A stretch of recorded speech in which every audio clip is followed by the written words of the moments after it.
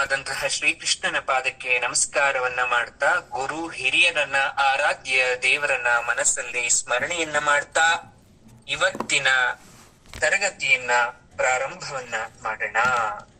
ನಾವು ಭಗವದ್ಗೀತೆಯ ಒಂದು ಹಿನ್ನೋಟ, ಮುನ್ನೋಟ, ಅದರ ಆಳ ಅಂತರಾರ್ಧಕ್ಕೆ ಹೋಗ್ತಾ ಇದ್ದೇವೆ. ಇನ್ನು ಮುಂದೆ ಕತೆ ಬಹಳ ಆಯಾಮಗಳನ್ನ ಪಡ್ಕೊಳುತ್ತೆ. ಬೇರೆ ಬೇರೆ ದಾರಿಯಲ್ಲಿ ನಾವು ಯೋಚನೆ ಮಾಡ್ಬೇಕಾಗತ್ತೆ. ದುರ್ಯೋಧನ ಹಾಗೂ ಅರ್ಜುನ ಇಬ್ಬರೂ ಕೂಡ ದ್ವಾರಕೆಗೆ ಬರ್ತಾ ಇದ್ದಾರೆ. ಅರ್ಜುನಗಿಂತ ಮೊದಲೇ ದುರ್ಯೋಧನ ದ್ವಾರಕೆಯನ್ನ ತಲುಪಿ ಕೃಷ್ಣನ ಶಯ್ಯಾಗೃಹಕ್ಕೆ ಹೋಗಿ ಕೃಷ್ಣನ ಬಳಿ ಕೂತಿದ್ದಾನೆ. ಅರ್ಜುನ ಕೂಡ ಹೋಗ್ತಕ್ಕಂಥ ಸನ್ನಿವೇಶ. ಈ ವಿಚಾರವನ್ನ ನಾವು ಹಿಂದಿನ ತರಗತಿಯಲ್ಲಿ ನೋಡಿದ್ವಿ. ಹಾಗಾದ್ರೆ ಇವತ್ತಿನ ಸಂದರ್ಭದಲ್ಲಿ ಯಾವ ರೀತಿ ಕೃಷ್ಣ, ಅರ್ಜುನ, ದುರ್ಯೋಧನರ ಒಂದು ಮಾತುಕತೆ ನಡೆಯುತ್ತೆ? ಕೃಷ್ಣ ಯಾರ ಪರವಾಗಿ ಒಲಿತಾನೆ? ಹಾಗಾದ್ರೆ ಅವನು ಆಗ್ತಕ್ಕಂಥ ಕಂಡೀಷನ್ಸ್ ಅಥವಾ ನಿಯಮಗಳೇನು ಅನ್ನೋ ವಿಚಾರವನ್ನ ನಾವು ತಿಳ್ಕೊಳ್ಳೋಣ. ಎಲ್ಲ ಶಾಂತವಾಗಿದೆ. ಶಯ್ಯಾಗೃಹ, ಮಲಗುವ ಕೋಣೆ, ಮುಂಜಾವು. ಆ ಮುಂಜಾವಿನಲ್ಲಿ ಎಲ್ಲವೂ ಕೂಡ ಶಾಂತವಾಗಿರುತ್ತೆ. ದುರ್ಯೋಧನ ಹಸ್ತಿನಾವತಿಯಿಂದ ದ್ವಾರಕೆಗೆ ನಿರಂತರವಾಗಿ ಬಂದು ನಿದ್ರೆ ಆಯಾಸಗಳಿಂದ ಬಳಲಿ ತನ್ನ ಕಾರ್ಯ ಸಾಧನೆಗೋಸ್ಕರ ಬಂದು ಕೃಷ್ಣನ ಬಳಿ ಇರ್ತಕ್ಕಂಥ, ತಲೆಯ ಬಳಿ ಇರ್ತಕ್ಕಂಥ ಒಂದು ಸಿಂಹಾಸನ, ಅದು ಯಾವುದು ಬಂಗಾರದ ಒಂದು ಕುರ್ಚಿ ಹಾಕಿದ್ದಾರೆ, ಅದ್ರ ಮೇಲೆ ಕೂತಿದ್ದಾನೆ. ಕೃಷ್ಣ ಎದ್ದೇಳಲಿಲ್ಲ. ಮಾತಾಡ್ತಾನೆ ದುರ್ಯೋಧನ, ಅಬ್ಬಾ ಇವನು ಇನ್ನೆಷ್ಟೊತ್ತು ಮಲಗ್ತಾನೆ? ಅವನು ಬಾಗ್ಲು ಕಾಯ್ತಾ ನಾನಿಲ್ಲಿ ಜಡವಾಗಿ ಒಬ್ಬ ದ್ವಾರ ಪಾಲಕನ್ ತರ ಕೂತ್ಕೋಬೇಕಾ ನಾನು? ಇದೇನು ದುರ್ವಿಧಿ, ನನಗ್ ಬೇಡವಾಗಿತ್ತಿದೆಲ್ಲ. ಮಾವಯ್ಯನ ಮಾತು ಕೇಳಿ ಬರ್ರಂಗಾಯ್ತಲ್ಲ ಇಲ್ಲಿಗೆ. ಮಾವಯ್ಯನ ಮಾತು ಕೇಳಿ ಬಂದದಕ್ಕೆ ತಕ್ಕ ಅವಮಾನ ಆಗ್ತಾ ಇದೆ ನನಗೆ. ಅಗೋ, ದೂರದಲ್ಲಿ ಯಾರೋ ಬರ್ತಾ ಇದ್ದಾರೆ. ಅರ್ಜುನ. ಏನಾದರೂ ಆತ ಅರ್ಜುನ ಆಗಿದ್ರೆ ಮುಖವನ್ನ ತಿರುಗಿಸ್ ಕೂತ್ಕೋಬೇಕು ನಾನು. ಶತ್ರು ಮುಖವನ್ನ ನೇರವಾಗಿ ನೋಡ್ತಕ್ಕಂಥದ್ದು ಅಷ್ಟು ಸಮಂಜಸ ಅಲ್ವಲ್ಲ. ಅಲ್ಲಿ ಬರ್ತಾ ಇರೋ ವ್ಯಕ್ತಿ ಅರ್ಜುನನೇ ಆಗಿದ್ರೆ ಮುಖ ತಿರುಗಿಸ್ ಕೂತ್ಕೋಬೇಕು ನಾನು. ಯೋಚನೆ ಮಾಡ್ತಾನೆ ದುರ್ಯೋಧನ. ಅಬ್ಬಬ್ಬಾ, ಎಲ್ಲೂ ಇವ್ರದ್ದೇ ಕಾಟ, ಸ್ಪರ್ಧೆ. ಹುಟ್ಟಿದಾಗಿನಿಂದ ಇಲ್ಲಿ ತನಕ ಯುದ್ಧದ ಸಂದರ್ಭದಲ್ಲೂ ನಮಗೆ ಕಾಟವೇ ಅಲ್ವಾ? ಸ್ಪರ್ಧೆ ಕೊಡ್ತಾರಲ್ಲ. ನನ್ನ ತೇಜೋವಧೆಗೋಸ್ಕರ, ನನಗೆ ಅವಮಾನ ಮಾಡ್ಬೇಕು ಅನ್ನೋಕೋಸ್ಕರ ಇವ್ರೇನಾದ್ರು ಹುಟ್ಟುಬಿಟ್ರ? ಕಾಡಲ್ಲಿದ್ದು ಹುಲ್ಲು ಮೇಯೋದ್ ಬಿಟ್ಟು ಈ ಪಶುಗಳು ಯಾಕೆ ಊರಿಗೆ ಬರ್ಬೇಕಾಗಿತ್ತು? ನನ್ನ ಕಾಡ್ಲಿಕ್ಕ ಈ ರೀತಿಯಾದಂತಹ ಚಿಂತಾ ಲಹರಿಯಲ್ಲಿ ದುರ್ಯೋಧನ ಕೂತಿದ್ದಾನೆ. ಬಂದವನು ಅರ್ಜುನ ಬಂದ. ಅರ್ಜುನನಿಗೆ ದ್ವಾರಕಾಪಟ್ಟಣ ಚಿರಪರಿಚಿತ. ಅವನು ಮೊದಲನೇ ಸಲ ದ್ವಾರಕೆಗೆ ಬರ್ತಾ ಇಲ್ಲ. ಯಾಕಂದ್ರೆ ದುರ್ಯೋಧನ ರೀತಿ ಅಹಂ ಇಲ್ಲ. ಕೃಷ್ಣ ಪರಮಾತ್ಮನನ್ನ ದೈವೀಕವಾಗಿ ಭಾವಿಸ್ತಂತವರು ಪಾಂಡವರು. ಆಗಾಗ ಬಂದು ಕೃಷ್ಣನ ಆಶೀರ್ವಾದವನ್ನ ಪಡೆದು ಹೋಗ್ತಾ ಇದ್ದವರು. ಅದರಲ್ಲೂ ಅರ್ಜುನ ಕೃಷ್ಣನ ಆಪ್ತ ಮಿತ್ರ ಆಗಿದ್ದ, ಸಖ ಆಗಿದ್ದ. ಹಾಗಾಗಿ ಅವನಿಗೆ ದ್ವಾರಕೆ ಒಂದು ರೀತಿಯಾಗಿ ಬಹಳ ಅವಿನಾಭಾವವಾದಂತಹ ಸಂಬಂಧ ಇರತಕ್ಕಂಥ ಸ್ಥಳ. ಅವನಿಗೆ ಪ್ರತಿಯೊಂದು ಗೃಹ ಎಲ್ಲೆಲ್ಲಿದೆ ಅಂತ ಗೊತ್ತು. ಯಾರು ತಡಿಲಿಲ್ಲ ಅರ್ಜುನನನ್ನ, ಯಾರೂ ಪ್ರಶ್ನೆ ಮಾಡ್ಲಿಲ್ಲ. ಯಾವಾಗ ಬಂದ್ರಿ, ನೀರ್ ಕುಡಿತೀರಾ, ಆಯಾಸ ಆಗಿದ್ಯಾ ಅಂತ ಕೇಳಿದ್ರೆ ಹೊರ್ತು ಎಲ್ಲಿಂದ ಬಂದ್ರಿ, ಯಾಕೆ ಬಂದ್ರಿ ಅಂತ ಒಬ್ರು ಕೇಳಲಿಲ್ಲ. ನೇರ ಬಂದವನು ಅತ್ತ ದುರ್ಯೋಧನ ಕುಳಿತಿರೋದನ್ನ ನೋಡ್ದ. ಅಸಹ್ಯ ಆಯ್ತು ಅವನಿಗೆ. ಅವನ ಮುಖವನ್ನು ಕೂಡ ನೋಡಕ್ಕೆ ಅರ್ಜುನನಿಗೆ ಅಸಹ್ಯ ಆಯ್ತು. ಸೀದಾ ಕೃಷ್ಣನ ಪಾದದ ಬಳಿಗೆ ಹೋದ. ಅಲ್ಲಿ ನೋಡ್ತಾನೆ ಪರಮಾತ್ಮನ ಪಾದವನ್ನ, ಅದಕ್ಕೆ ನಮಸ್ಕಾರವನ್ನ ಮಾಡ್ತಾನೆ. ಅಲ್ಲೇ ಸ್ವಲ್ಪ ಹೊತ್ತು ಪಾದದ ಬಳಿ ಇರ್ತಕ್ಕಂಥ ಕುರ್ಚಿಯ ಮೇಲೆ ಕೂತ್ಕೊಂತಾನೆ. ಅರ್ಜುನ ಅಲ್ಲಿ ಕೂತ್ಕೊಂಡ. ಸುಪ್ರಭಾತ ಸೇವೆ ಆರಂಭ ಆಗಬೇಕು. ಸುಪ್ರಭಾತ ಸೇವೆ ಆಗಬೇಕು ಅಂದ್ರೆ ಪರಮಾತ್ಮನನ್ನ ನಿದ್ರಾವಸ್ಥೆಯಿಂದ ಮೇಲಕ್ಕೆ ಏಳಿಸ್ಬೇಕು. ಆ ನಗರದಲ್ಲಿ ಸುಪ್ರಭಾತ ಸೇವೆಯನ್ನ ಬಹಳ ಚಂದವಾಗಿ ಹಾಡಕ್ಕೆ ಶುರು ಮಾಡಿದ್ರು. ಅದು ದುರ್ಯೋಧನ ಅರ್ಜುನನ ಕಿವಿಗೂ ಬಿತ್ತು. ನೋಡಿ,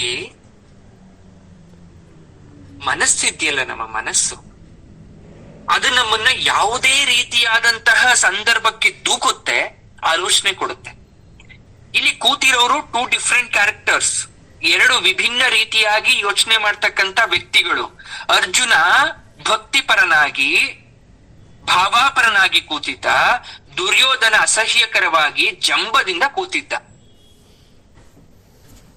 ಇಲ್ಲಿ ಕೂತ್ಕೋಬೇಕಾದ್ರೆ ಯಾರಾದ್ರೂ ಒಬ್ಬ ವ್ಯಕ್ತಿ ಮಾತು ಹೇಳಿದ್ರೆ ಇಬ್ರಿಗೂ ಬೇರೆ ಬೇರೆ ಆಲೋಚನೆ ಬರುತ್ತೆ.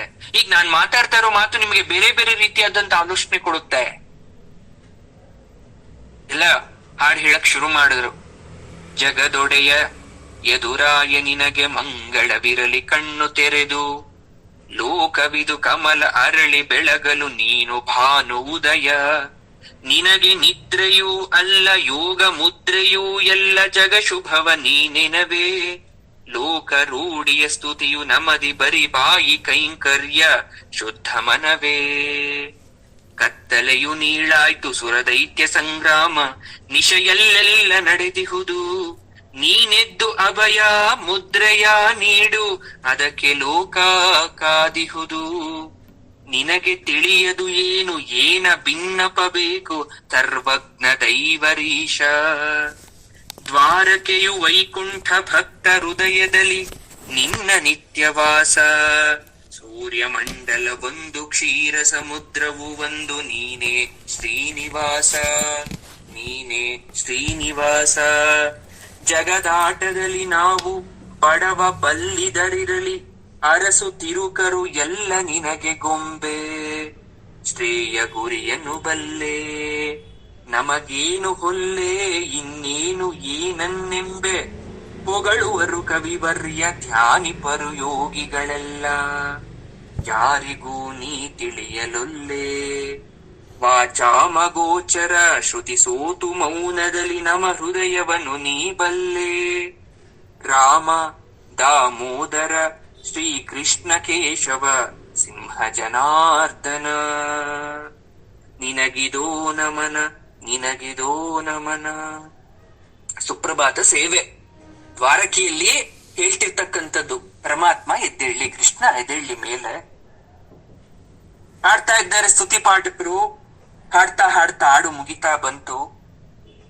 ಆಗ ರಾಣಿವಾಸ ಪರಿಜನರು ಕಳಶ, ಕನ್ನಡಿ, ಛತ್ರ, ಚಾಮರ, ಅಕ್ಷತೆ, ಮಂಗಳ ದ್ರವ್ಯಗಳನ್ನ ತಂದು ಕೃಷ್ಣನಿಗೆ ಅರ್ಪಿಸಕ್ಕೆ ನಿಂತಿದ್ದಾರೆ. ಎದುರಾಯ ಕಣ್ಣನ್ನ ಬಿಡ್ಬೇಕು, ಕೃಷ್ಣ ಕಣ್ಣನ್ನು ಬಿಡ್ಬೇಕ ಕಾಯಕ್ ನಿಂತಿದ್ದಾರೆ. ಕೃಷ್ಣ ಮೆಲ್ಲಗೆ ಕಣ್ತರಿತಾ ಇದ್ದಾರೆ. ಕೋಮಲ ದೃಷ್ಟಿ, ನಿಧಾನಕ್ಕೆ ಕಣ್ಣು ಬಿಡ್ಬೇಕಾದ್ರೆ ನೇರವಾಗಿ ಬಿಡಲ್ಲ, ಸ್ವಲ್ಪ ಸ್ವಲ್ಪ ಮಾಡಿ ಮಾಡಿ ಕತ್ತಲೆಯಿಂದ ಬೆಳಕಿಗೆ ಬರಬೇಕಾದ್ರೆ ಕಣ್ಣು ಸ್ವಲ್ಪ ನಿಮಿಷಗಳನ್ನ ತಗೊಂಡು ಬಿಟ್ಟಾಗ ಎದುರುಗಡೆ ಇರ್ತಕ್ಕಂಥ ವಸ್ತು ಕಾಣಿಸುತ್ತೆ. ಹಾಗೆ ಕೃಷ್ಣ ತನ್ನ ಕಣ್ಣನ್ನ ಮೆಲ್ಲಗೆ ತೆರೆದಾಗ ಪಾದದ ಬಳಿಯ ಅರ್ಜುನನ ಮೇಲೆ ಕೃಷ್ಣನ ದೃಷ್ಟಿ ಬಿತ್ತು. ಚಕಿತನಾದ ಪರಮಾತ್ಮ, ಪಾರ್ಥ, ಸೂಚನೆ ಕೊಡದೆ ಇತ್ತ ಸಾಮಾನ್ಯ ಮನುಷ್ಯನಂತೆ ಬರುವುದೇ, ಏನೋ ಹೇಳ್ದೆ ಬಂದ್ಬಿಟ್ಟಿದ್ಯಲ್ಲ ಪಾರ್ಥ. ಅತ್ತೆ ಕುಂತಿ ಸೌಖ್ಯವ? ಅಣ್ಣ ಯುಧಿಷ್ಠಿರ, ಭೀಮ, ತಮ್ಮಂದಿರಾದಂತಹ ನಕುಲ ಸಕದೇವ ಹೇಗಿದ್ದಾರೆ? ಸೌಖ್ಯವಾ? ನಿನ್ ಮುಖ ನೋಡಿದ್ರೆ ತುಂಬಾ ದಂಡಿರೋ ಹಾಗಿದೆ. ಯಾವಾಗ ಹೊರಟೆ? ಜೊತೆಗೆ ಯಾರು ಬರ್ಲಿಲ್ವಾ ಪರಿವಾರ? ಒಂದೇ ಸಮನೆ ಕುಶಲ ಪ್ರಶ್ನೆ. ಎದ್ದ ಕಣ್ಣು ಬಿಟ್ಟಿದ ತಕ್ಷಣ ಪಾಪ ಹಿಂದ್ಗಡೆ ದುರ್ಯೋಧನ ಕೂತಿದ್ದಾನೆ. ಅವನಿಗಿಂತ ಮೊದಲು ಬಂದು ದುರ್ಯೋಧನ ಏನ್ ಹೇಳ್ಬೇಕಾಗ? ನೇರವಾಗಿ ಮಾತಾಡಕ್ ಆಗಲ್ವಲ್ಲ. ಕೆಮ್ಮದ ಸಣ್ಣಕ್ಕೆ. ಅಂದ್ರೆ ನಾನು ಇಲ್ಲಿದ್ದೀನಿ, ಬಂದ್ ಕೂತ್ಕೊಂಡಿದ್ದೀನಿ, ಎಚ್ಚರ ಆಗು, ನೋಡ್ ನನ್ ಕಡೆ ಸ್ವಲ್ಪ ಅಂತ.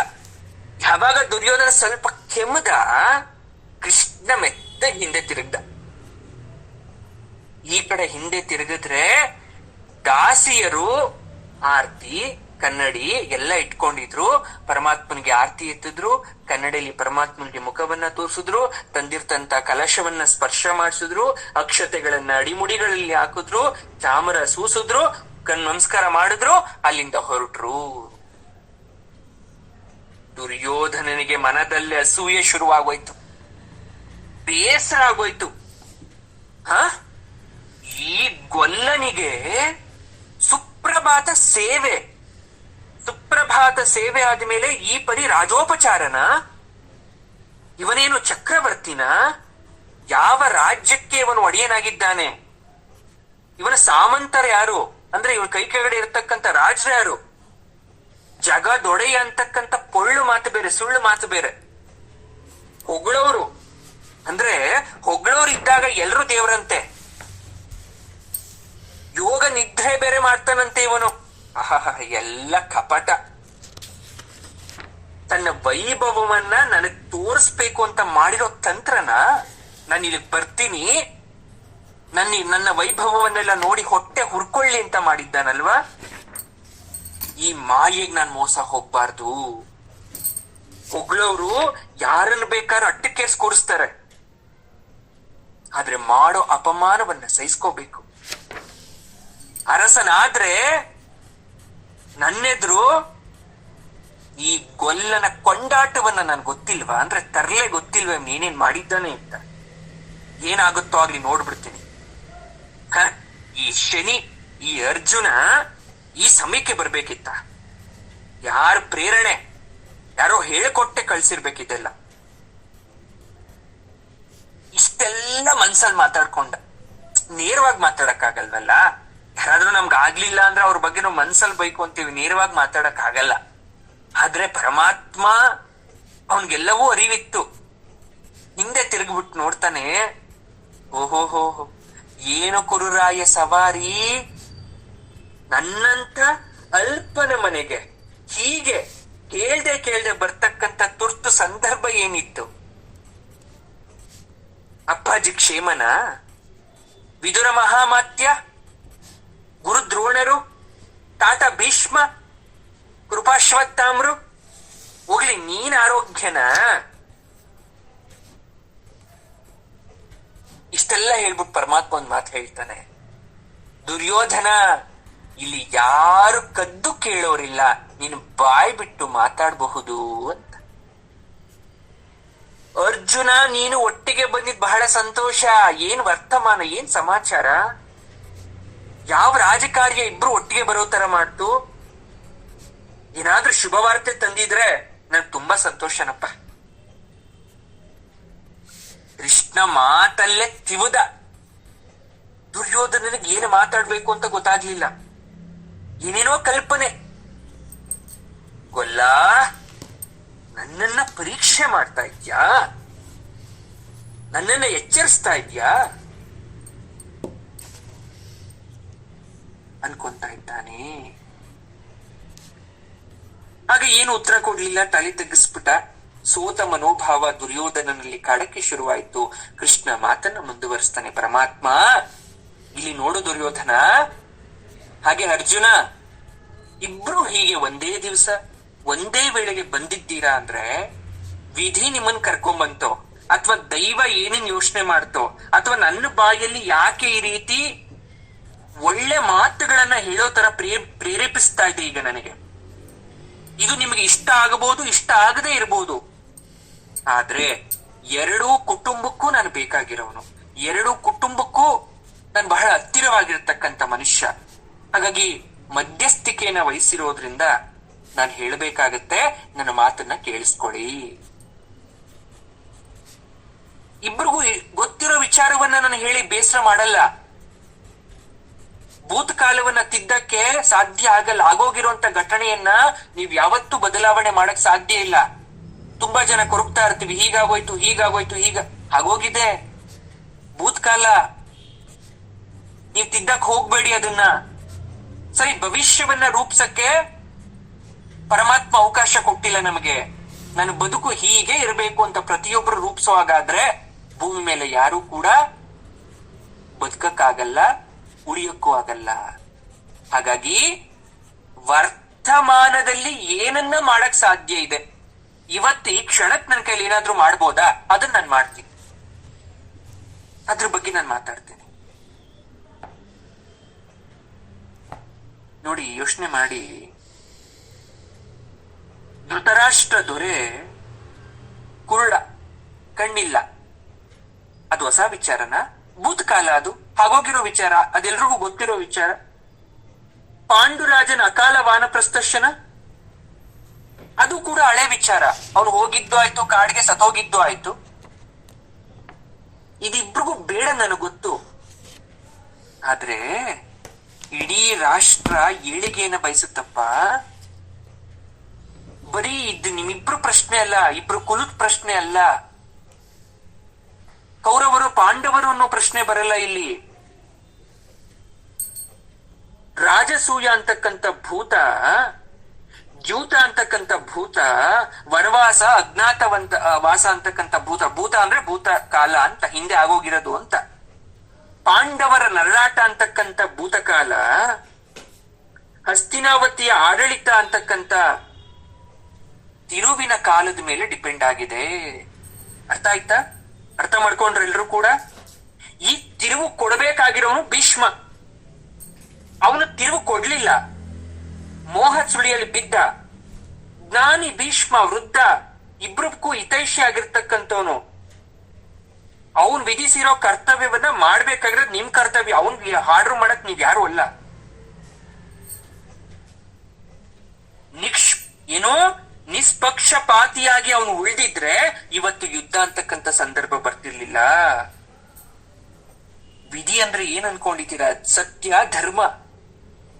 ಅದನ್ನ ಯಾರು ಮೀರ್ತಾರೋ ಆ ವಿಧಿ ಅವ್ರನ್ನ ಮೃತ್ಯುವಾಗಿ ಕೊಲ್ಲುತ್ತೆ. ನೀವಿಬ್ರು ಪರಸ್ಪರ ತಿಳುವಳಿಕೆಯಿಂದ ಹಳೇದನ್ನ ಮರೆತು ಹೊಸದನ್ನ ಆರಂಭ ಮಾಡೋ ವಿಚಾರವಾಗಿ ಈ ನನ್ನ ಸ್ಥಾನಕ್ಕೆ ಬಂದಿದ್ರೆ ಸಂತೋಷ. ನಾನು ಏನ್ ಮಾಡ್ಕೊಡ್ಬೇಕು, ನಾನು ಸಾಧ್ಯ ಆಗಿದ್ ಮಾಡ್ಕೊಡ್ತೀನಿ. ಎಷ್ಟೇ ಸಣ್ಣದಾದ್ರೂ ಮಾಡಕ್ ನಾನು ಸಿದ್ಧ. ನನ್ನ ಯೋಗ್ಯತೆಗೆ ಮೀರಿದಾದ್ರೆ ನಾನು ನಿರೀಕ್ಷಿಸ್ಬೇಡಿ. ಒಂದೇ ಮಾತು ನಂದು, ಹಾಸಿಗೆ ಇದ್ದಷ್ಟು ಕಾಲ್ ಚಾಚಬೇಕು, ಅದ್ ನಮ್ಗೆ ಗೊತ್ತಿದೆ. ಅದ್ ನನ್ನ ಯೋಗ್ಯತೆ. ಯೋಗ್ಯತೆ ಇಲ್ಲದೆ ನನ್ನನ್ನ ಕೇಳಕ್ ಬಂದಿದ್ರೆ ನಾನೇನು ಮಾಡಲ್ಲ. ಕೃಷ್ಣನ ಸಲಹೆಗೆ, ವಿವೇಚನೆಗೆ, ಅರ್ಥೈಕೆಗೆ ದುರ್ಯೋಧನ ಬಗ್ಗುವಂತವನಾಗಿರ್ಲಿಲ್ಲ, ಅರ್ಜುನ ಬಗ್ಗುವಂತವನಾಗಿದ್ದ. ಕೃಷ್ಣ ಹೇಳಿದ್ದೆಲ್ಲ ಅಧಿಕ ಪ್ರಸಂಗಿತನ ಅಂತ ಅನಿಸ್ಬಿಡ್ತು ದುರ್ಯೋಧನನಿಗೆ. ಕಿವಿಲಿ ಒಂಥರ ಹಿಂಸೆ ಆಗ್ತಾ ಇತ್ತು. ಜೇನು ನೊಣ ಬಂದು ಗುಯ್ಗಿ ಅನ್ನಂಗ್ ಆಗ್ತಾ ಇತ್ತು ಅವನ್ಗೆ. ನುಂಗೋ ಹಾಗಿಲ್ಲ, ಉಗುಳೋ ಹಾಗಿಲ್ಲ. ತಾಳ್ಮೆಯಿಂದ ಕೂತ್ಕೋಬೇಕು, ಯಾಕಂದ್ರೆ ಕೆಲ್ಸ ಆಗ್ಬೇಕಲ್ಲ. ನಮ್ ಕೆಲ್ಸ ಆಗ್ಬೇಕು. ಹಾಗಾಗಿ ಏನ್ ಬೇಕಾದ್ರೂ ಮಾಡಕ್ ಸಿದ್ಧ ಆಗ್ಬಿಡ್ತೀವಿ. ಕಾರ್ಯವಾಸಿ ಕತ್ತೆ ಕಾಲು ಅಂತ ಗಾದೆ ಬೇರೆ. ದುರ್ಯೋಧನ ಕೆಳಗಡೆ ನೋಡ್ತಾ ಅಂತ ಮತ್ತೊಂದ್ಸಲ ಕೆಮ್ದ. ಒಣ ಕೆಮ್ಮು ಪಾಪ. ಅಂದ್ರೆ ಸಾಕು ನಿಲ್ಸು ಅನ್ನೋ ಸೂಚನೆ ದುರ್ಯೋಧನ. ನನಗ್ ಬೇಡ ನೀನ್ ಹಳೆ ಮಾತು ಅಂತ.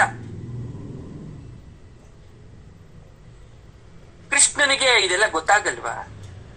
ಸರಿ, ಅರ್ಜುನನ ಕಡೆ ಕೃಷ್ಣ ನೋಡ್ತಾನೆ, ಕಣ್ಣನ್ನ ಆ ಕಡೆ ತಿರುಗಿಸ್ತಾನೆ. ಅರ್ಜುನ ನಸುನತ್ತ ಇನ್ನಷ್ಟು ಹೇಳೋ ಪರಮಾತ್ಮ ನಾನು ಕೇಳ್ತೀನಿ ಅನ್ನೋ ಸೂಚನೆ ಕೊಡ್ತಾನೆ. ನನ್ನ ಮಾತು ಯಾರಿಗೆ ರುಚಿಸುತ್ತೆ ಗೊತ್ತಾ? ನನ್ನ ಮಾತು ರುಚಿಸ್ಬೇಕು ಅಂದ್ರೆ ನಿಮ್ಮ ಆತ್ಮದಲ್ಲಿ ಒಂದು ಪರಮಾತ್ಮ ಅಂತಕ್ಕಂಥ ಒಂದು ದೀಪ ಇರಬೇಕು. ಭಗವಂತ ಅಂತ ಅವನ ಮೇಲೆ ನಂಬಿಕೆ ಇರಬೇಕು. ಬದುಕಲ್ಲಿ ನೊಂದಿರ್ಬೇಕು, ಅಥವಾ ಬದುಕಲ್ಲಿ ನಾನು ಎಲ್ಲಿಗೆ ಹೋಗಿ ಮುಟ್ಟಬೇಕು ಅಂತಕ್ಕಂಥ ಗೊಂದಲಗಳಿರ್ಬೇಕು. ಅಂತವ್ರಿಗೆ ಮಾತ್ರ ನನ್ನ ಮಾತು ರುಚಿಸೋದು, ಎಲ್ರಿಗೂ ಅಲ್ಲ. ಹಾಗೆ ಪರಮಾತ್ಮ ಆಡಿರೋ ಮಾತು ರುಚಿಸ್ಬೇಕು ಅಂದ್ರೆ ಅವನ ಮೇಲೆ ಭಕ್ತಿ ಇರ್ಬೇಕಲ್ವಾ, ಅವನ ಮಾತಿನ ಮೇಲೆ ನಂಬಿಕೆ ಇರ್ಬೇಕಲ್ವಾ. ಅರ್ಜುನನಿಗೆ ಇನ್ನಷ್ಟು ಕೇಳೋ ಕುತೂಹಲ ಕಣ್ಣಲ್ಲಿ ಹೇಳ್ದ ಅವನು. ಹೇಳು. ಸ್ವಲ್ಪ ಹೊತ್ತು ಇಬ್ಬರು ಮೌನ. ಕೃಷ್ಣ ಸುಮ್ನಿದ್ದ, ಇಬ್ರು ಸುಮ್ನಿದ್ದಾರೆ. ಆಮೇಲೆ ಕೃಷ್ಣನೇ ಮಾತಾಡ್ತಾನೆ. ಏನು ಕುರು ರಾಜ, ನಿನ್ನ ಮನಕ್ಕೆ ನನ್ನ ಮಾತು ಹಿಡಿಸ್ಲಿಲ್ವಾ? ನಿನ್ನ ಮನಸ್ಸಿಗೆ ನನ್ನ ಮಾತು ಹಿಡಿಸ್ಲಿಲ್ವಾ? ಏನ್ ಚಿಂತೆ ಮಾಡ್ತಾ ಇದ್ಯಾ? ನಾನು ಹೇಳೋದು ಇನ್ನೇನು ಉಳಿದಿಲ್ಲ. ಶಾಂತಿ ಬಿಟ್ಟು ಯಾರಿಗೂ ಸುಖವಿಲ್ಲ. ಹಾಗೆಯೇ ದ್ವೇಷ, ಹಠ ಭೂಮಿ ಮೇಲೆ ಯಾವ ಮನುಷ್ಯನನ್ನ ಪೂರ್ತಿಯಾಗಿ ಬದುಕಿಸ್ಲಿಲ್ಲ. ಯಾರೆಲ್ಲ ವ್ಯಕ್ತಿಗೆ ಹಠ ಸ್ವಭಾವನೋ, ಕೋಪ ಇದೆಯೋ, ದ್ವೇಷ ಇದೆಯೋ, ಯಾವತ್ತು ಭಗವಂತ ಕೊಟ್ಟಿರೋ ಆಯುಷ್ಯ ಅಷ್ಟು ನೀವು ಬದುಕಕ್ ಸಾಧ್ಯನೇ ಇಲ್ಲ. ಯಾಕಂದ್ರೆ ಆ ಶಕ್ತಿಗಳು ನಿಮ್ಮನ್ನ ಬೇಗ ಒಳಗಡೆನೆ ತಿಂದು ತಿಂದು ತಿಂದು ಸಾಯಿಸ್ಬಿಡ್ತವೆ. ಸರಳವಾಗಿ ತಿಳಿ ಹೇಳ್ತಕ್ಕಂಥ ವಿಚಾರ ಇದು. ಇಷ್ಟು ದೂರ ಅಲ್ಲಿಂದ ಬಂದ್ರಲ್ಲ, ಇಷ್ಟು ದೂರ ನೀವು ಹಸ್ತಿನಾವತಿಯಿಂದ ದ್ವಾರಕೆಗೆ, ನನ್ಗ ಇದು ಅವಶ್ಯಕತೆ ಇರ್ಲಿಲ್ಲ. ನನಗೆ ಇದ್ಯಾವುದು, ನಾನೇ ಬಂದ್ಬಿಡ್ತಿದ್ದೆ. ಹೇಳಿದ್ರೆ ಒಂದು ಮಾತು ಹೇಳಿ ಕಳ್ಸಿದ್ರೆ ನಾನೇ ಬರ್ತಿದ್ನಲ್ಲ. ಇಲ್ಲೇ ಇಬ್ರು ಬಂದದ್ದು ಒಳ್ಳೇದಾಯ್ತು. ಹೀಗೆ ಕೆಲವು ದಿನಗಳ ಹಿಂದೆ ನಾನು ಹೋಗಿದ್ದೆ, ಸ್ವಲ್ಪ ಎಲ್ಲೋ ಹೋಗಿದ್ದೆ. ಯುಧಿಷ್ಠಿರ ಶಾಂತಿನ ಬಯಸ್ತಾನೆ. ಯುದ್ಧ ಬೇಕಾದ್ರೆ ಪಾಂಡವರು ಅದಕ್ಕೆ ಒಪ್ಗೆ. ಪಾಂಡವರಿಗೆ ಯುದ್ಧ ಬೇಡಪ್ಪ, ಅವ್ರಿಗೆ ಶಾಂತಿ ಬೇಕು. ಯುದ್ಧನೇ ಬೇಕು ಅನ್ನಂಗಿದ್ರೆ ಅವರು ಯುದ್ಧ ಮಾಡ್ತಾರೆ. ಅದ್ ಯಾರಿಗೂ ಒಳ್ಳೇದಲ್ಲ. ಯಾಕಂದ್ರೆ ಯುದ್ಧದಲ್ಲಿ ಸಾಯೋದು ಇಡೀ ರಾಷ್ಟ್ರ, ಜಗತ್ತು, ಬರೀ 2 ಸೇನೆ 2 ನಾಯಕರ ವಿಚಾರ ಅಲ್ಲ. ದುರ್ಯೋಧನ ವಿರಾಟ ನಗರಿಯಲ್ಲಿ ಒಂದ್ ಸಂಘರ್ಷ ಆಯ್ತು, ನೆನಪಿದ್ಯಾ ನಿನಗೆ? ಒಂದು ಯುದ್ಧ ಆಯ್ತು. ಅವಾಗ ನಿನ್ ಜೊತೆ ಯಾರಾದ್ರೂ ನಿಂತಿದ್ರ? ಎಲ್ಲ ಬಿಟ್ಬಿಟ್ಟು ಹೊಡೋಗ್ಬಿಟ್ರು ನಿನ್ನನ್ನ ಸೋತೋದಾಗ? ಬಹಳ ಹುಮ್ಮಸ್ಸಿಂದ ಹೋಗಿದ್ದೆ, ನಾವೇ ಗೆಲ್ತೀವಿ, ನನ್ ಜೊತೆ ದ್ರೋಣ ಇದಾರೆ, ಭೀಷ್ಮ ಇದಾರೆ, ಅವ್ರಿದ್ದಾರೆ, ಇವ್ರಿದ್ದಾರೆ ಅಂತ ಯಾರಿದ್ರು ನಿನ್ ಜೊತೆ? ಘೋಷ ಯಾತ್ರೆಯಲ್ಲಿ ನಿನ್ ಜೊತೆ ವಿಜಯ ನಮ್ಮದೇ ಅಂತ ಕೂಗದವರು ನೀನ್ ಅವತ್ ಸೋತಾಗ ನಿನ್ ಜೊತೆ ನಿಂತಿದ್ರ? ಯಾವತ್ತು ನೆನಪಲ್ಲಿಟ್ಕೋ, ಶತ್ರುಗಳನ್ನ ಹಿತೈಷಿಗಳಂತೆ, ಹಿತೈಷಿಗಳನ್ನ ಶತ್ರುಗಳಂತೆ ಕಾಣೋದು ಒಳ್ಳೇದಲ್ಲ. ಮಿಥ್ಯಾಜ್ಞಾನ, ಅನ್ಯತಾ ಜ್ಞಾನ, ವಿಪರೀತ ಜ್ಞಾನ ಅಂತಕ್ಕಂಥ ಅವಿದ್ಯಾ ರೂಪ ಇದೆ ಮನುಷ್ಯನ್ಗೆ. ಅದು ಮನುಷ್ಯನ್ ನಾಶ ಮಾಡ್ಬಿಡುತ್ತೆ. ಮಿಥ್ಯಾಜ್ಞಾನ ಅಂದ್ರೆ ಜ್ಞಾನ ಇಲ್ಲ ನನಗೆ, ಆದ್ರೂ ಜ್ಞಾನ ಇದೆ ಅಂತ ಸುಳ್ಳು ಇಮ್ಯಾಜಿನೇಷನ್. ಭಗವಂತ ಯಾವ್ದೋ ದೊಡ್ಡ ಜ್ಞಾನ ಕೊಟ್ಬಿಟ್ಟಿದ್ದಾನೆ, ರಾತ್ರಿ ಕನ್ಸಲ್ ಬಂದ್ ನನ್ನ ತಲೆ ತುಂಬ ಹೋಗ್ಬಿಟ್ಟಿದ್ದಾನೆ ಅಂತ ಅನ್ಕೊಂಡಿರ್ತಕ್ಕಂಥ ಒಂದು ಕೆಟ್ಟ ಆಲೋಚನೆ. ಅನ್ಯಥಾ ಜ್ಞಾನ, ಯಾರೋ ಹೇಳಿದ್ನೆಲ್ಲ ನಿಜ ಅನ್ಕೊಂಡು ನಾನು ಅದೇ ಜ್ಞಾನ ಕಲ್ತುಬಿಟ್ಟಿದೀನಿ ಅಂತ ಅನ್ಕೊಂಡು ನಂಗೆ ಜ್ಞಾನ ಇದೆ ಅಂತ ಮೆರೆಯೋದು. ವಿಪರೀತ ಜ್ಞಾನ, ಎಲ್ಲ ತಿಳ್ಕೊಂಬಿಟ್ಟಿದೀನಿ, ಜಗತ್ತಲ್ಲಿ ನನಗ್ ಗೊತ್ತಿಲ್ಲದೆ ಇರ್ತಕ್ಕಂಥ ವಿಚಾರಧಾರೆಗಳೇ ಇಲ್ಲ, ಅವೆಲ್ಲವೂ ನನಗ್ ಗೊತ್ತು ಅಂತ ನೀನೇನಾದ್ರೂ ತಿಳ್ಕೊಂಡಿದ್ರೆ ಇದೆಲ್ಲ ಅವಿದ್ಯಾರೂಪ, ಅದು ವಿನಾಶಕಾರಿ. ಪರಮಾತ್ಮನ್ ಇಚ್ಛೆ ನೋಡಿ ಆ ಕ್ಷಣದಲ್ಲೂ ಕೂಡ ಅವನ ಮನಸ್ಸು ಬದಲಾಗುತ್ತೇನೋ. ಪಾಪಿಗೆ ಕೊನೆ ಅವಕಾಶ ಕೊಡೋದು ಅಂತಾರೆ, ಇದೇ ಕೊನೆ ಅವಕಾಶ. ಪರಮಾತ್ಮ ಒಬ್ಬ ಮನುಷ್ಯನ ರಕ್ಷಣೆಗೋಸ್ಕರ ಕೊನೆ ಕ್ಷಣದ ತನಕ ಪ್ರಯತ್ನ ಪಡ್ತಾನಂತೆ, ಅವನ್ಗೆ ಯಾವುದೇ ರೀತಿ ದಂಡ ವಿಧಿಸಬಾರ್ದು ಅಂತ. ಆದ್ರೆ ಅದಕ್ಕೆ ನಾವು ಅರ್ಹರಾಗಿರಲ್ಲ.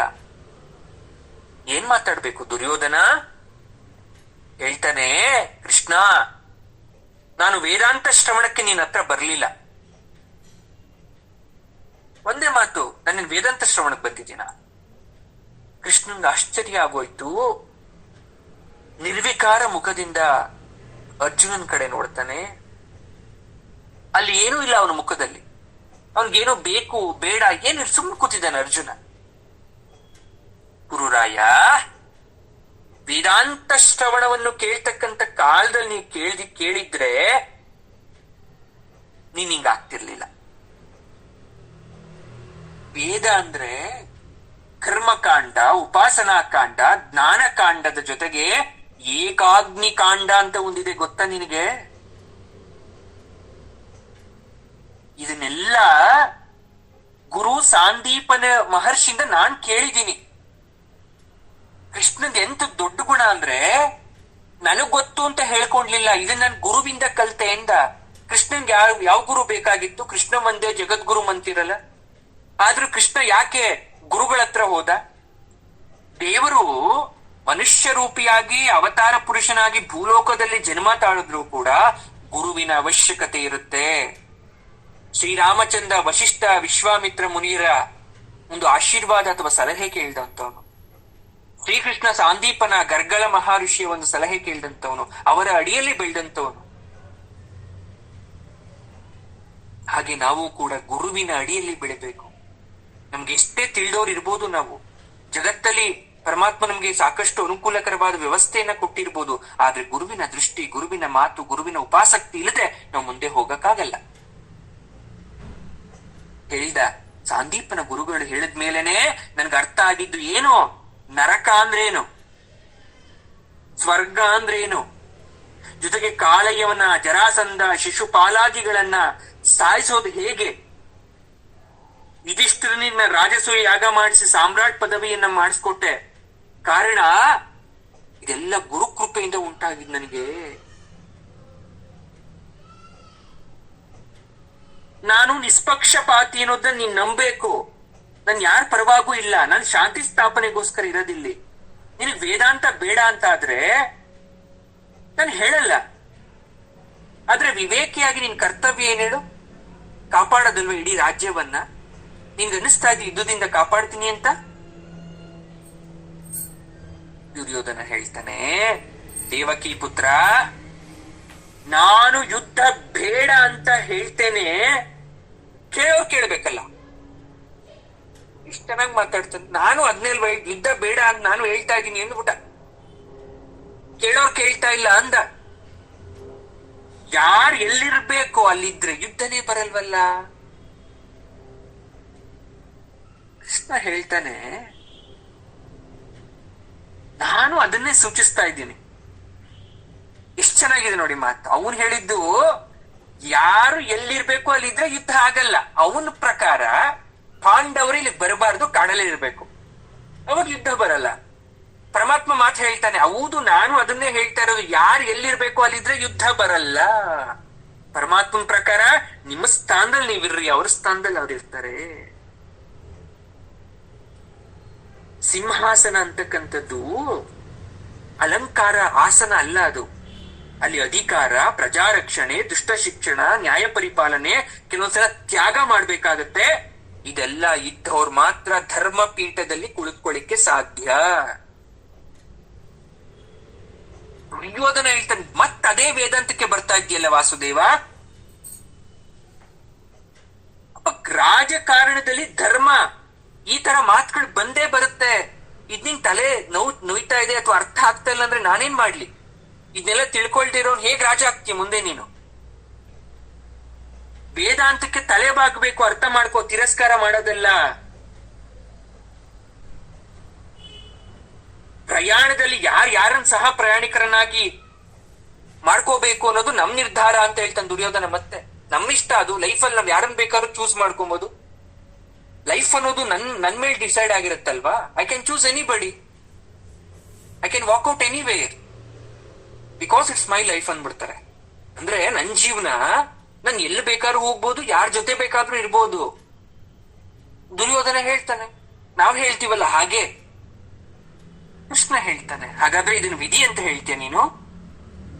ನೋಡ್ದ, ವೇದಾಂತದಲ್ಲಿ ಸಿಕ್ಕಾಕೊಂತ ಇದೀಯ ನೀನೆ.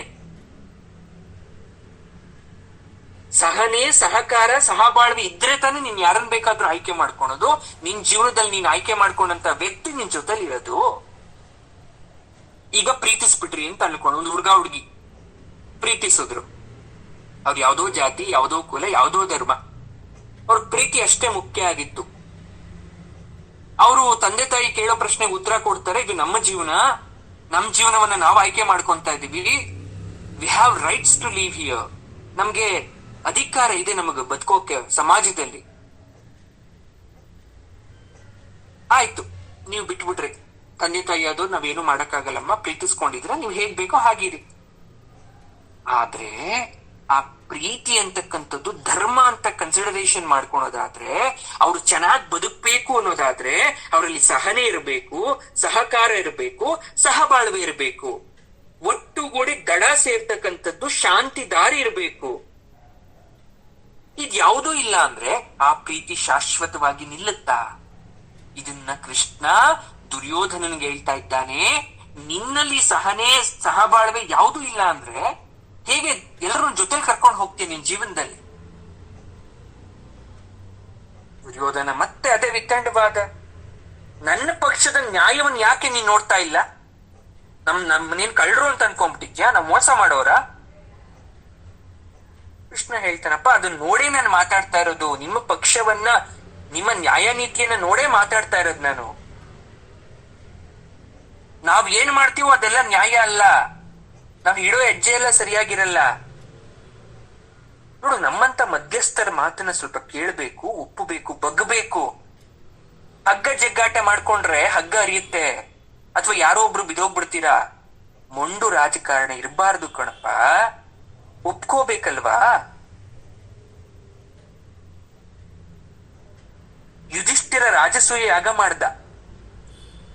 ಬಾಹುಬಲ ಪರಾಕ್ರಮ ಶಾಸ್ತ್ರ ವಿಧಿಗೆ ಬದ್ಧವಾದ ರಾಜಕಾರಣ ಯಾಗ, ಬೇರೆ ಯಾವುದೂ ಅಲ್ಲ. ಅದ್ರಲ್ಲಿ ಮೋಸ ಇತ್ತ? ದುರ್ಯೋಧನಿಗೆ ಕೋಪ ಬಂದ್ಬಿಡ್ತು. ದೇವಕಿ ಪುತ್ರ, ಈ ರೀತಿ ಹಳೆ ವಿಚಾರವನ್ನ ಕೆತ್ಕೋದ್ರಿಂದ ಪ್ರಯೋಜನ ಇಲ್ಲ. ನಾನು ಇಲ್ಲಿಗೆ ಬಂದಿರೋದು ಸಹಾಯವನ್ನ ಮಾಡು ಅಂತ ಕೇಳಕ್ಕೆ. ನಿನಗೆ ಸಹಾಯ ಮಾಡಕ್ಕೆ ಮನಸ್ಸಿದ್ರೆ ಮಾಡ್ತೀನಿ ಏನು, ಇಲ್ಲವಾದ್ರೆ ಇಲ್ಲ ಅನ್ನೋ ಅಂದ್ಬಿಟ್ಟ.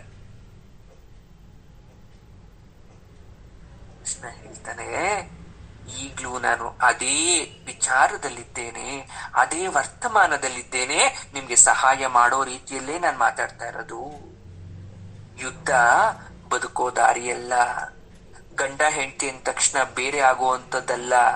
ಒಂದು ಕುಟುಂಬ ಅಂದಿದ ತಕ್ಷಣ ಬೇರೆ ಹೋಗೋದಲ್ಲ. ಒಂದ್ ಸಂಬಂಧ ಅಂದಿದ ತಕ್ಷಣ ಹಾಳು ಮಾಡ್ಕೊಳೋದಲ್ಲ. ನೀವು ಒಂದು ಕುಟುಂಬವನ್ನ ಬೇರೆ ಮಾಡ್ತಾ ಇದ್ದೀರಾ ಅಂದ್ರೆ ಅಲ್ಲಿ ನಿರಪರಾಧಿಗಳ ಸಾವಾಗುತ್ತೆ.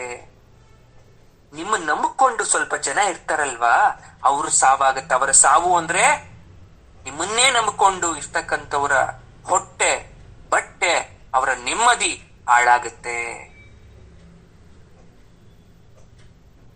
ಮೂಕ ಜಂತು, ಆನೆ, ಕುದುರೆ, ಅಪಾರ ಹಣ, ಆಸ್ತಿ ನಷ್ಟ ಆಗುತ್ತಲ್ಲಪ್ಪ.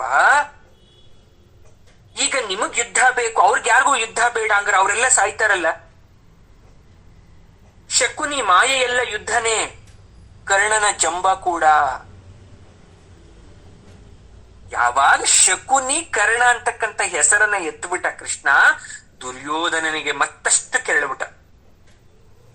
ಅದ್ರ ಕೋಪ ತೋರ್ಸ್ಕೊಳಕ್ ಆಗ್ತಾ ಇಲ್ಲ ಅವನಿಗೆ. ಅವರನ್ನ ಇಲ್ಲಿ ಹೇಳಕ್ ತರಬೇಡ ಕೃಷ್ಣ. ಅವ್ರ ಹೆಸರ ಕೇಳ್ತಾ ಇದೀಯ ನೀನು? ಇನ್ಯಾರನ್ನ ಹೇಳ್ತರ್ಬೇಕು? ಇನ್ಯಾರ ಹೆಸರು ತಗೋಬೇಕು ನಾನು? ಇಲ್ಲಿ ಬಂದವನು ನೀನೇ ಅಲ್ವೇ? ನಾನೇ ನಿನ್ ಬಾ ಅಂತ ಹೇಳಿದ್ನ ನಾನು ನಿನ್ನ? ರಾಜನಿಗೆ ಒಳ್ಳೆ ಬುದ್ಧಿ ಹೇಳೋರು ಇರ್ಬೇಕು, ಜೊತೆಗಾರರು. ಇಲ್ಲಿ ಬರ್ಬೇಕಾದ್ರೆ ದ್ರೋಣ, ಭೀಷ್ಮರನ್ನ ನೀನೇನಾದ್ರೂ ಅಪ್ಪಣೆ ಕೇಳ ಬಂದಿದ್ಯಾ? ಹೇಳಿ ನೋಡೋಣ. ವಿದುರನಿಗೆ ಏನಾದ್ರೂ ಹೇಳಿ ಬಂದ ಒಂದು ಮಾತು? ಎಲ್ರು ಕೇಳಿಸ್ಕೊಳ್ಳಿ, ಕೃಷ್ಣನ ಹತ್ರ ಹೋಗ್ತಾ ಇದ್ದೀನಿ, ಏನ್ ಮಾತಾಡ್ಬೇಕು ಅಂತ ಏನಾದ್ರು ಕೇಳ್ದ ನೀನು? ಏನಯ್ಯ ಅರ್ಜುನ, ನೀನು ನಿಮ್ಮ ಅಣ್ಣಂದ್ರಿಗೆ ಹೇಳಿ ಬಂದಿದ್ಯಾ? ಅಣ್ಣ ತಮ್ಮದರಿಗೆ ನೀನೇನ್ ಹೇಳ್ತೆ ಇಷ್ಟೊತ್ತು? ನಾನು ಹೇಳಿದ್ದೆಲ್ಲ ನಿನ್ಗೂ ಅನ್ವಯಿಸುತ್ತೆ, ಬರೀ ದುರ್ಯೋಧನನಿಗಲ್ಲ. ಆಗ್ಲೇ ಹೇಳ್ದೆ ನಿಷ್ಪಕ್ಷಪಾತಿ ಅಂತ. ಯುಧಿಷ್ಠಿರ ಏನ್ ಹೇಳ್ದ? 5 ಜನರ ಮಾತು ಒಂದೇ ಇದ್ರೆ ಮಾತ್ರ ಮಾತಾಡು, ಇಲ್ಲ ನೀನ್ ಮಾತಾಡ್ಬೇಡ. ಅರ್ಜುನ ಹೇಳ್ತಾನೆ, ಕೃಷ್ಣ, ನಾನು ಸಲಹೆ ಕೇಳಕ್ಕೆ ಬಂದಿದ್ದೇನೆ ಪರಮಾತ್ಮ, ಸಹಾಯಕ್ಕಲ್ಲ. ನಿನ್ನ ನಿಶ್ಚಯವೇ ನಮ್ಮದು ಕೂಡ. ಇಷ್ಟೇ ಕೃಷ್ಣ ಹೇಳ್ತಾನೆ. ಇದು ವಿವೇಕದ ಮಾತು. ಇದಲ್ವ ವಿವೇಕದ ಮಾತು? ಸಲಹೆ ಕೇಳಕ್ಕೂ ಸಹಾಯ ಕೇಳಕ್ಕೂ ವ್ಯತ್ಯಾಸ ಇದೆ. ನಿನ್ ಮಾತೆ ನಮ್ಮ ಮಾತು ಅನ್ನಕ್ಕೆ ಅದರಲ್ಲೊಂದು ದೊಡ್ಡತನ ಇದೆ. ಒಬ್ಬನಿಗೆ ಸಹಾಯ ಬೇಕು, ಒಬ್ಬನಿಗೆ ಸಲಹೆ ಬೇಕು. ಕೃಷ್ಣ ಹೇಳ್ತಾನೆ, ಏನ್ ಮಾಡ್ಲಿ ನಾನು? ಈ ಸಲಹೆ ಸಹಾಯವಾದ್ರೆ ಇಷ್ಟ ಚೆನ್ನ. ಮತ್ತೊಮ್ಮೆ ಹೇಳ್ತೇನೆ ದುರ್ಯೋಧನ, ಯುದ್ಧ ಅನರ್ಥಕರ, ವಿನಾಶಕರ, ಅಸಹಕರ. ನೀನು ಹೇಗೆ ಬದುಕ್ಬೇಕೋ ನಿನ್ನವರು ಹಾಗೆ ಬದುಕ್ಬೇಕು. ನಿನ್ನನ್ನ ನಂಬಿಕೊಂಡಿರ್ತಕ್ಕಂಥವರ ನಾಶ ಮಾಡಬೇಡ. ಜಗತ್ತು ಉಳಿದ್ರೆ ಎಲ್ರಿಗೂ ಪುರುಷಾರ್ಥ ಸಾಧನೆ. ಯುದ್ಧ ಮಾಡಿ ನೀನೇನಾದ್ರೂ ಇತಿಹಾಸ ಸೃಷ್ಟಿ ಮಾಡ್ತೀನಿ ಅಂದ್ರೆ ನೀನೇನಾದ್ರೂ ಬುದ್ಧಿವಂತ ವಿವೇಕಿ ಆಗ್ತೀನಿ ಅಂದ್ರೆ ಅದ್ಯಾವತ್ತೂ ಆಗಲ್ಲ. ಯುದ್ಧ ನಿಲ್ಸು, ಇತಿಹಾಸದಲ್ಲಿ ನಿನ್ನ ಹೆಸರು ಬರೀತಾರೆ, ದುರ್ಯೋಧನ ಯುದ್ಧವನ್ನ ನಿಲ್ಲಿಸ್ತಾ ಅಂತ. ಯುಗ ಯುಗಗಳು ನೆನ್ಪು ಮಾಡ್ಕೊಳುತ್ತೆ. ಯುದ್ಧ ಮಾಡಿದ್ದೆ ಆದ್ರೆ ಯುಗ ನೆನ್ಪು ಮಾಡ್ಕೊಳುತ್ತೆ, ಇಂಥ ಒಬ್ಬ ಪಾಪಿಷ್ಟನಿಂದ ಅಮಾಯಕರ ಸಾವಾಯ್ತು ಅಂತ. ನನ್ನನ್ನ ಮರ್ತು ಬಿಡ್ತಾರೆ ಜನ ಕೃಷ್ಣ ಅಂತ. ನಿನ್ನ ಮೇಲೆ ಭಾಷ್ಯ ಬರಕ್ಕೆ ಶುರು ಮಾಡ್ತಾರೆ, ದುರ್ಯೋಧನನಂತಹ ವೀರನಿಲ್ಲ ಅಂತ. ಪಂಪ ಕವಿ, ರನ್ನ ಜನ್ನ ಕೂಡ ಕವಿ. ಒಬ್ಬೊಬ್ರು ನಾಯಕನನ್ನಾಗಿ ಮಾಡ್ಕೊಂಡ್ರು, ಒಬ್ರು ಕುಮಾರವ್ಯಾಸ ಕರ್ಣ, ಒಬ್ರು ಅರ್ಜುನನನ್ನ ಮಾಡ್ಕೊಂಡ್ರು, ಒಬ್ರು ಯುಧಿಷ್ಠಿರನನ್ನ ಮಾಡ್ಕೊಂಡ್ರು, ಒಬ್ರು ಭೀಮನನ್ನ ಮಾಡ್ಕೊಂಡ್ರು, ಇನ್ನೊಬ್ರು ದುರ್ಯೋಧನನನ್ನ ಮಾಡ್ಕೊಂತಾರೆ. ಆರ್ವೋಂ ನಿರ್ಜೀತ ಕಂಠೀರ್ವೋಂ ನಿರಸ್ತಗನ ಖೋಪಾರಣ ನೇರ್ತಂ ಕೇಳ್ದ ನೀರೊಳಗಿರ್ದಂ ಭೀಮರ್ತು ರಘುಪತಾಕಂ ಅಂತ. ಅಂದ್ರೆ ಅವರವರ ದೃಷ್ಟಿಯಲ್ಲಿ ಆ ನಾಯಕರು ಬಹಳ ಶ್ರೇಷ್ಠ ಅಂತ. ಕೃಷ್ಣ ಹೇಳ್ದ ಇಲ್ಲಿ, ಇರೋ ಬರೋ ಜನನೆಲ್ಲ ನೀನ್ ನೆನ್ಪಿಟ್ಕೋಬೇಕು ಅಂದ್ರೆ ಯುದ್ಧ ನಿಲ್ಲಿಸ್ಬಿಡು ಅಂತ. ದುರ್ಯೋಧನ ಹೇಳ್ತಾನೆ, ವಾಸುದೇವ ಮತ್ತೆ ಪುರಾಣ ಇದ್ಯಾವುದು ನನ್ನ ತಲೆಗೆ ಹಿಡಿಸ್ತಿಲ್ಲ, ಸುತ್ತಿ ಬಳಸಿ ಮಾತು ಪ್ರಯೋಜನವಿಲ್ಲ, ನಿನ್ನ ಸಹಾಯ ದೊರೆಯಲಾರದೆ ಹೋದ್ರೆ ನಾನು ಹೊರಡಕ್ಕೆ ಸಿದ್ಧ. ಅದನ್ನೇ ಹೇಳೋದು, ನಿಮ್ಮ ತಲೆಯಲ್ಲಿ ಒಂದು ಸಲ ಕೆಟ್ಟದ್ದು ಅನ್ನೋದು ಕೂತು ಬಿಟ್ರೆ ನನ್ನ ಮಾತು ರುಚಿಸಲ್ಲ ನಿಮಗೆ. ಅಥವಾ ಪರಮಾತ್ಮ ಬಂದು ಹೇಳಿದ್ರೂ ಅದು ನಿಮ್ಮ ತಲೆಗೆ ಹೋಗಲ್ಲ. ನೀವ್ ಹೆತ್ತ ಮಕ್ಳಲ್ವಾ, ನೀವು ತುಟ್ಟಿನ್ಸಿ ಮುತ್ತು ಮಾಡಿ ಕೇಳಿದ್ನೆಲ್ಲ ಕೊಡಿಸಿ ಹರಕೆ ಹೊತ್ತು ಕಾಪಾಡದಂತ ಮಕ್ಳಲ್ವಾ. ನೋಡೋಣ ಅವ್ರ ಮನ್ಸನ್ನು ಬದಲಾವಣೆ ಮಾಡ್ಬಿಡಿ. ನೀವು ಬಂದು ಯಾವತ್ತೂ ಏನು ಕೇಳದೇ ಇದ್ರು ಕೂಡ ಕೇಳಿದ್ರು ಕೂಡ ಜೀವನ ಬದುಕು ಅಂತ ಬಂದಾಗ ಎಷ್ಟೋ ಜನ ಮಕ್ಕಳು ತಂದೆ ತಾಯಿನ ಧಿಕ್ಕರಿಸ್ತಾರಲ್ಲ, ಅವ್ರನ್ನ ಒದ್ದು ಬೇಕಾದ್ರೂ ಹೋಗ್ತೀನಿ, ಅವ್ರನ್ನ ಬಿಟ್ಟು ನಾನು ಬದುಕ್ತೀನಿ ಅಂತಾರಲ್ಲ. ಬದಲಾಯಿಸಿ ನೋಡ್ತೀನಿ, ನಿಮ್ಗೆ ಸಾಧ್ಯ ಆದ್ರೆ? ಸಾಧ್ಯನೇ ಇಲ್ಲ. ಯಾಕೆ ಗೊತ್ತಾ? ಒಂದು ಸಲ ಅವರ ಮನಸ್ಸಲ್ಲಿ ಕೂತ್ಕೊಂಡ್ಬಿಟ್ರೆ ಪರಮಾತ್ಮನೆ ಬಂದು ಹೇಳಿದ್ರು ಕೂಡ ನೀವು ಅದನ್ನ ಬದಲಾಯಿಸಕ್ಕೆ ಸಾಧ್ಯ ಇಲ್ಲ. ಇಲ್ಲೇ ಆಗ್ತಾ ಇರೋದು ಕೂಡ ನಿಜ ತಾನೆ. ಯಾವ್ಯಾವ ರೀತಿಲಿ ಹೇಳ್ತಾ ಇದ್ದಾನೆ ಪರಮಾತ್ಮ, ಬೇಡ ಕೊನೆ ಕ್ಷಣದ ತನಕ ಪ್ರಯತ್ನ. ಯಾಕಂದ್ರೆ ಅವನು ಭಗವಂತ, ಅವನು ಹೇಳಲೇ ಇಲ್ಲ. ಹೊರಳ ಶುರುವಾಗಿತ್ತು. ಕೃಷ್ಣ ಹೇಳ್ತಾನೆ, ಕೋಪಿಸಬೇಡ ಗುರುರಾಯ, ಸಹಾಯ ಮಾಡಲ್ಲ ಅಂತ ನಾನು ಯಾವಾಗ ಹೇಳ್ದೆ ನಿನಗೆ? ಸಹಾಯ ಮಾಡೋ ಮಾತನಾಡ್ತಾ ಇದ್ದೀನಿ, ಅರ್ಥ ಆಗ್ತಾ ಇಲ್ಲ ನಿನಗೆ? ಇಬ್ರಿಗೂ ಸಹಾಯ ಮಾಡ್ತಾ ಇದ್ದೀನಿ. ಆಯ್ತು, ನಾನಿನ್ ಮುಂದೆ ಏನು ಹೇಳಲ್ಲ. ಯಾವ ರೀತಿ ಸಹಾಯ ಬೇಕು ಬಾಯ್ಬಿಟ್ಟು ಹೇಳು. ಸಾಧ್ಯವಾದ್ರೆ ನನ್ನ ಕೈಲಿ ಪ್ರಯತ್ನ ಮಾಡ್ತೇನೆ. ದುರ್ಯೋಧನ ಹೇಳ್ತಾನೆ, ಮಹಾಯುದ್ಧ ಬರುತ್ತಿದೆ, ನೀನು ನನ್ನತ್ತ ನಿಂತು ವಿಜಯ ಸಾಧಿಸಿಕೊಡಬೇಕು, ಇದೇ ನನ್ನ ಸಹಾಯ. ಏನೋ ನೀ ನನ್ನ ಪಕ್ಷಕ್ಕೆ ಬಂದ್ಬಿಡ್ಬೇಕು, ವಿಜಯ ಸಾಧಿಸ್ಕೊಡ್ಬೇಕು. ಕೃಷ್ಣ ಹೇಳ್ತಾನೆ, ನೀನು ಯುದ್ಧ ನಿರ್ಣಯ ಮಾಡಿದ ಮೇಲೆ ನನಗೆ ಆಯ್ಕೆ ಎಲ್ಲಿದೆ? ಅಲ್ಲಿ ಘೋಷಣೆ ಮಾಡ್ಬೇಡ ಕೃಷ್ಣ. ನಿರ್ಣಯ ನಾನು ಯಾವಾಗ ಮಾಡ್ದೆ? ನನ್ನ ಮೇಲೆ ಯಾಕೆ ಏರ್ತಾ ಇದ್ಯಾ? ವಾನಪ್ರಸ್ಥರು ವಾನಪ್ರಸ್ಥರಾಗೇ ಉಳಿದು ಬಿಟ್ಟಿದ್ರೆ ನಾನು ನಿರ್ಣಯ ಯಾಕೆ ಮಾಡ್ತಾ ಇದ್ದೆ? ನನ್ನನ್ನ ಯಾಕೆ ದೂಷಿಸ್ತಾ ಇದ್ಯಾ? ನನ್ನನ್ನ ಕಳ್ಳನಾಗಿ ಮಾಡ್ತಾ ಇದ್ಯಾ? ಅಂದ್ರೆ ನನ್ನನ್ನ ವಿಲನ್ ಆಗಿ ಮಾಡ್ತಾ ಇದ್ಯಾ? ನನಗ್ ಅಧಿಕಾರ ಇಲ್ದಿದ್ರೆ ತಾತ ಭೀಷ್ಮ ಇಷ್ಟು ಕಾಲ ನನ್ನನ್ನ ರಾಜನಾಗಿರಕ್ ಬಿಡ್ತಾ ಇದ್ನ? ಅವನಿಗೆ ನಾನು ಒಪ್ಪಿಗೆ ಆಗಿದ್ದೀನಿ, ಅದಕ್ಕೆ ನನ್ನ ರಾಜಾವತಿನ ಇನ್ನೂ ಬಿಟ್ಟಿದ್ದಾನೆ. ನಾನೆಲ್ಲಿ ನ್ಯಾಯ ಮಾಡಿದೆ? ಹಸ್ತಿನಾವತಿನ ಹಕ್ಕನ್ನು ನಾನು ಹಿಡ್ಕೊಂಡಿಲ್ವಲ್ಲ, ಅವ್ರು ತಾನೇ ಕೊಟ್ಟಿದ್ದು. ನೋಡ್ದಾ ಕೃಷ್ಣ ಹೇಳ, ನೀನೇ ಕೆದಕ್ತಾ ಇದ್ಯಾ? ತಾತ ಭೀಷ್ಮನಿಗೆ ರಾಜಸೂಯಾಗ ಮಾಡ್ಬೇಕು ಅಂತ ಒಪ್ಪಿದ್ದ, ಆಗ ಯುಧಿಷ್ಠಿರನಿಗೆ ಅವನು ಸಾರ್ವಭೌಮತ್ವವನ್ನು ಕೊಟ್ಟಿದ್ದ. ಹಾಗಾದ್ರೆ ಈಗ ಮತ್ತೆ ಕೊಡ್ಬೇಕಲ್ವಾ? ಕೊಡ್ತೀಯ ನೋಡೋಣ, ನಿನ್ ಕೈಲಾಗತ್ತಾ? ನೀನ್ ಎದುರಿಸ್ತಾ ಇದೀಯ ಕೃಷ್ಣ ನನ್ನನ್ನ? ಗೋಜ್ಲು ಮಾಡ್ಕೊಂಡ್ರೆ ಬಗೆಹರಿಯಲ್ಲ ಜೀವನ. ಯಾವತ್ತೂ ಲೈಫಲ್ಲಿ ಕನ್ಫ್ಯೂಷನ್ಸ್ ಇರಬಾರ್ದು. ಬದುಕಲ್ಲಿ ಗೊಂದಲಗಳಿದ್ದಷ್ಟೂ ಕೂಡ ಮನುಷ್ಯನನ್ನ ಕುಗ್ಗಿಸುತ್ತೆ. ಸರಳವಾಗಿರೋ ವಿಚಾರವನ್ನ ಸಂಕೀರ್ಣ ಮಾಡಬಾರ್ದು, ತುಂಬಾ ಕಾಂಪ್ಲಿಕೇಟ್ ಮಾಡಬಾರ್ದು. ಸಹಾಯ ಬೇಕಾ ನಿನ್ಗೆ? ಯಾವ ತರ ಸಹಾಯ? ನಾನು ನಿನಗ್ ವಶ ಆಗ್ತೀನಿ ಅಂತ ಅನ್ಕೋಬೇಡ ನೀನು. ನಾನು ಒಬ್ಬ ಪಕ್ಷದಲ್ಲಿ ನಿಂತ್ಕೊಂಡ್ಬಿಟ್ಟು ಅವ್ರಿಗೆ ಸಹಾಯ ಮಾಡ್ತೀನಿ ಅಂತ ಅನ್ಕೋಬೇಡ ನೀನು. ಆಗಲ್ಲ ಕೃಷ್ಣ, ನನ್ನ ಕಡೆಯ ನ್ಯಾಯವನ್ನ ನಾನು ಹೇಳ್ತಾ ಇದ್ದೀನಿ ಅಷ್ಟೇ. ಏನೋ ಸಲಿಗೆಯಿಂದ ಸಹಾಯ ಕೇಳಕ್ ಬಂದೆ. ಸರಿ ಹೇಳ್ಬಿಡು, ನೀನ್ ಇಷ್ಟ ಏನೀಗ? ಮುಂದೆ ನಡೆಯೋ ಯುದ್ಧದಲ್ಲಿ ನೀನು ಯಾದವರ ಸೇನೆ ನನ್ನ ಹತ್ರ ಬರ್ಬೇಕಷ್ಟೇ, ನನ್ಗಿನ್ನೇನು ಬೇಡ.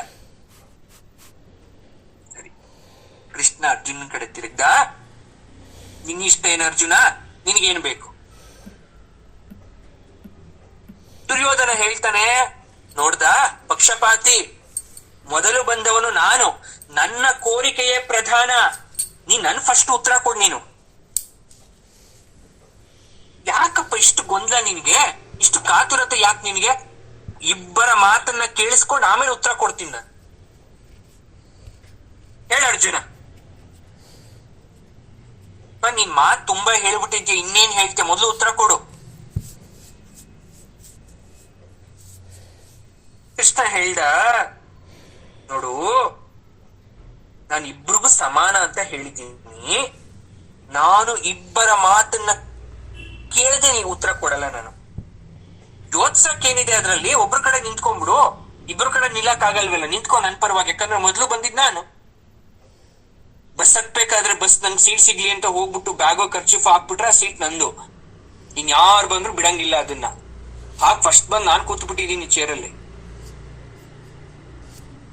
ಕೃಷ್ಣ ಹೇಳ್ತಾನೆ, ನೀನು ಜಾಣ ಅಲ್ಲ. ನೀನು ಒಬ್ರ ಕಡೆ ನಿಲ್ಲಲ್ಲ ಅಂತ ಹೇಳಿದೀನಿ. ಇಬ್ಬರಿಗೂ ಮಧ್ಯಸ್ಥನಾಗಿರ್ತಕ್ಕಂಥವನು ನಾನು ಅಂತ ಹೇಳಿದೀನಿ.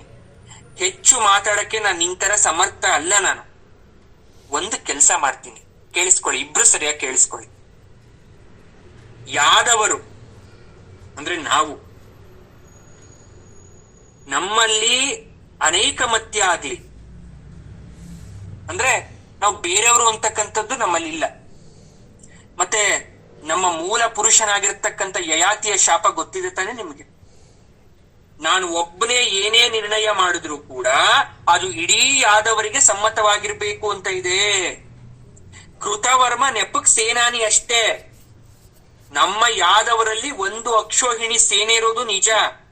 ಅಣ್ಣ ಬಲರಾಮ ನಿನ್ನ ಪಕ್ಷಪಾತಿ.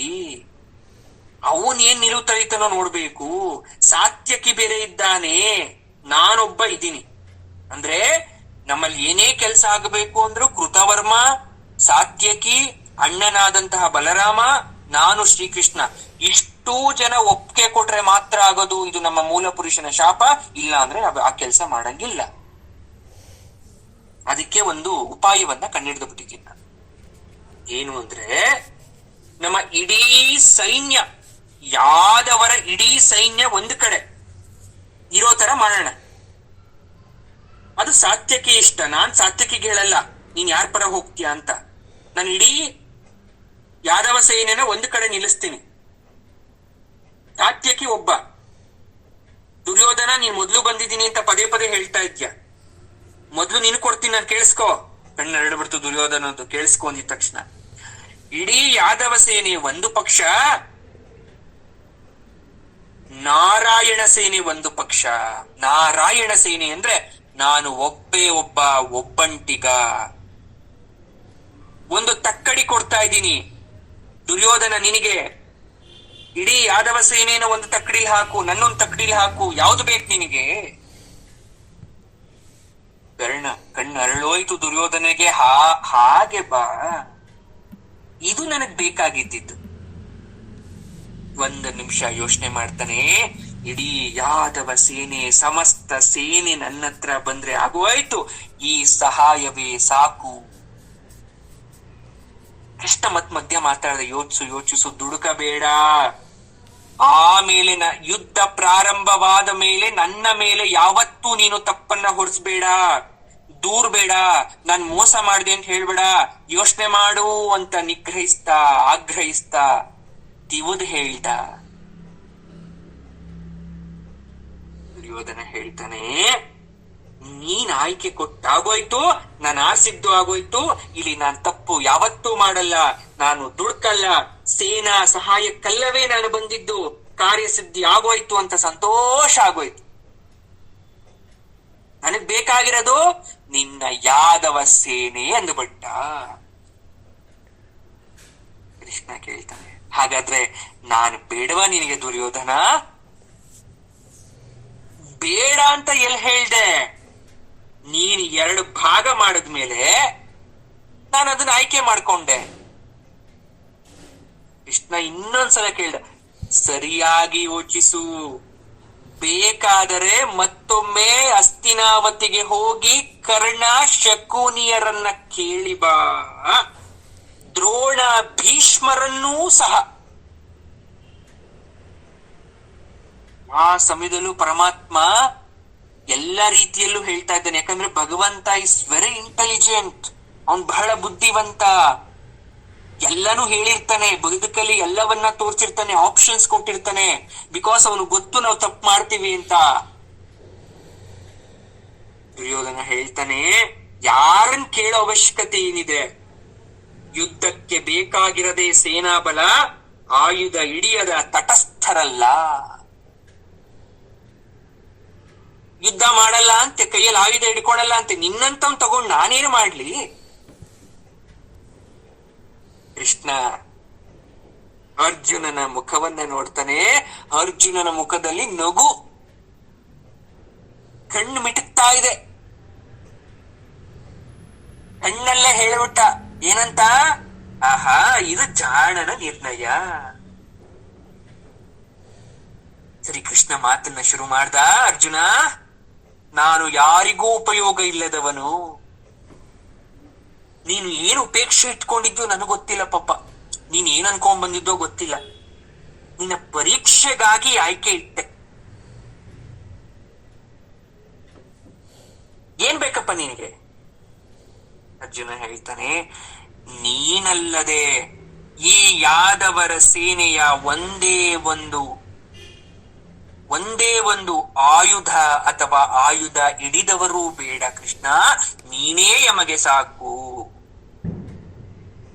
ವೆರಿ ಸಿಂಪಲ್ ಆನ್ಸರ್, ಯಾರು ಬೇಡ, ನೀನೊಬ್ಬ ಇರು ಸಾಕು ನನಗೆ. ಕೃಷ್ಣನ್ ಸಂತೋಷ ಆಯ್ತು. ಹೇಳ್ತಾನೆ, ಅರಮನೆಗೆ ಹೋಗಿ ಸ್ನಾನ ಮುಗಿಸಿ ಭೋಜನವನ್ನ ಮಾಡಿ ಕೃತರಾಮ, ಬಲರಾಮ, ಸಾತ್ಯಕಿಯರನ್ನ ಕಂಡು ಇಲ್ಲಿ ನಡೆದಂತ ವಿಚಾರವನ್ನ ಸವಿಸ್ತಾರವಾಗಿ ಹೋಗಿ ಹೇಳಿ, ಮುಂದೆ ಊರಿಗೆ ಹೊರಡು, ಯುದ್ಧ ಯಾವಾಗ ಆರಂಭ ಅಂತ ತಿಳಿಸು, ಶುಭವಾಗಲಿ.